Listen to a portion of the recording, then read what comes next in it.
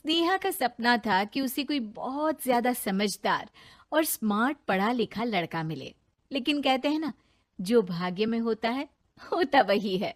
देख, मैं साफ कह रही हूँ, लड़की के बाप के पास भर भर के पैसा है। अरे एक बार लड़की ने तुझे पसंद कर लिया तो समझ के पैसे की तो नदियां भर जाएंगी, लेकिन फिर भी तेरी प्यास नहीं बुझेगी बेटा।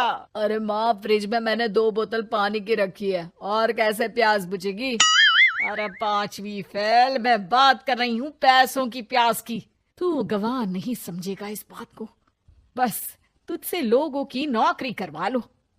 वो क्या है ना आशीष की माँ, वो सीधा है, और जिसे तू लोगों की नौकरी बोल रही है ना, वो आशीष का प्यार है अपने लोगों के लिए, जिनसे वो प्यार करता है या जिनसे जुड़ा हुआ है वो।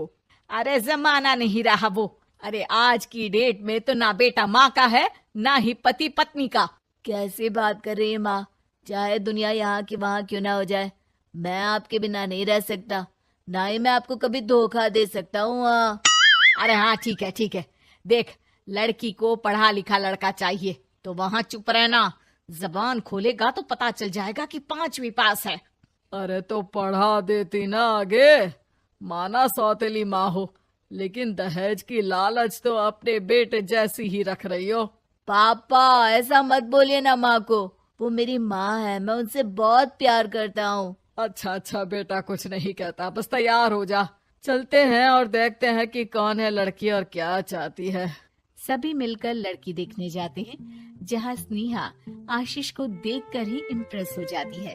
वाह, कितना हैंडसम है। काश इससे मेरी शादी हो जाती, लेकिन पता नहीं कितना पढ़ा लिखा है। स्नेहा, लड़का बहुत अच्छा है, बेचारी की माँ दूसरी है, लेकिन देख रही है ना, हीरा भी इतना चमकीला नहीं होगा जितना कि ये। स्नेहा को समझ नहीं आता कि वो क्या करे। वो आशीष से मिलती है, उसकी सादगी, उसकी बातें उसे भा जाती है। मैंने नहीं सोचा था कि इतना पढ़ा लिखा लड़का मुझे मिलेगा। मैं शादी करने के लिए तैयार हूँ। और फिर स्नेहा और आशीष की शादी हो जाती है। शादी के बाद सासू माँ कहती है, अरे बेटा, वो तेरे जेवर मुझे दे दे, मैं संभाल कर रख दूंगी। स्नेहा, जो कि खुद भी एक समझदार लड़की थी, नहीं नहीं, मैं अपने जेवर नहीं दूंगी। उसके लिए तो मैंने पहले ही लॉकर खुलवा लिया था माँ जी। ये मेरी कुछ आर्टिफिशियल ज्वेलरी है, इसे रख लीजिए। वैसे मेरी अलमारी में जगह नहीं है ना। सास बेचारी नई नई बहू से क्या उलझती। सुनिए जी, मैंने आपके लिए खाना और नाश्ता बना दिया है। ऑफिस कब जाना है? कौन से ऑफिस में? मैं तो घर का सारा काम करता हूँ। हाँ, क्या बात कर रहे हैं? इतना पढ़ लिख कर आप घर का काम क्यों करते हैं? कितना पढ़ लिख कर? मैंने तो सिर्फ 5वीं तक पढ़ाई की है। तभी वहाँ सास आ जाती है। अरे 5वीं तक भी पढ़ लिया तो समझो मेरी कृपा से, वरना तो जो इसके लक्षण थे ना, क्या बताना। अच्छा आशीष, जरा बाहर जा और भाग कर टूथपेस्ट लेकर आ। सुबह से मंजन नहीं किया। और हाँ, फिर जाकर दुकान की सफाई कर देना। तेरा छोटा भाई दुकान पर जाने को तैयार हो रहा है। स्नेहा ये सब सुनकर हैरान रह जाती है। वो सोचती है कि आखिर उससे क्या गलती हो गई जो उसके साथ ऐसा हुआ। आशीष स्नेहा के पास जाता है। सुनो, तुमको तो मैंने पहली मुलाकात में ही बताया था कि। स्नेहा आशीष की बात ही नहीं सुनना चाहती है। वो जोर से चिल्लाती है, चुप रहो बिल्कुल, गंवार कहीं के।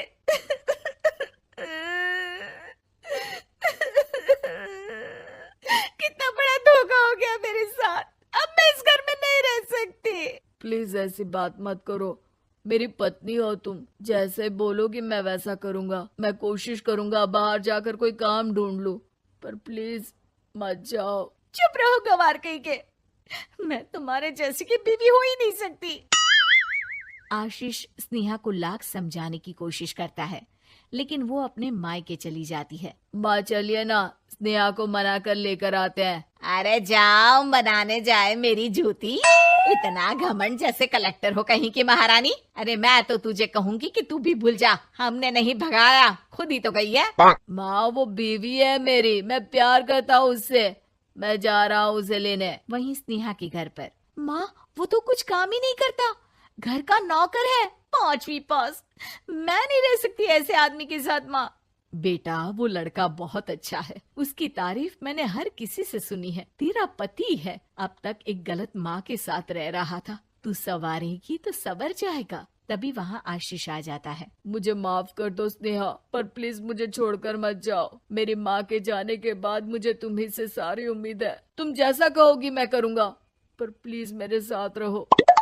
सबके समझाने बुझाने के बाद स्नेहा आशीष के साथ घर आ जाती है। आ गई महारानी, अब आई हो और सच्चाई भी पता चल गई है, तो थोड़ा तमीज से पति के साथ घर देख, रसोई संभाल और हम सबकी सेवा कर। देखो, मैं अब इस घर में बंटवारा चाहती हूँ।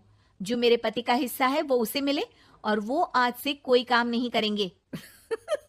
हिस्सा ले लो, लेकिन कमाओगे क्या, खाओगे क्या, धूल मिट्टी। अरे तेरा पति किसी काम का नहीं है, वो तो मेरा बेटा कमा रहा है तो 2 रोटी मिल जाती है इसे।